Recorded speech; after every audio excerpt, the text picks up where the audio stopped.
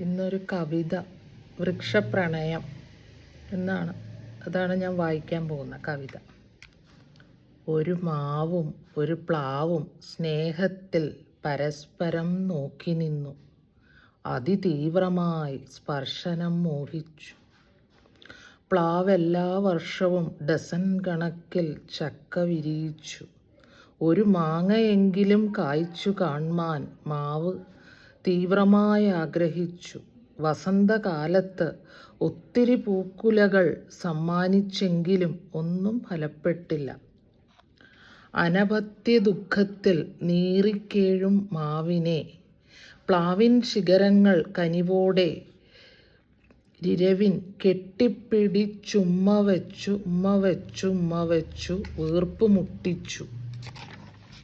അനന്തരം ആ വർഷം പ്ലാവ് കായ്ച്ചത് ചക്ക, മാവ് കായ്ച്ചത് മാങ്ങ.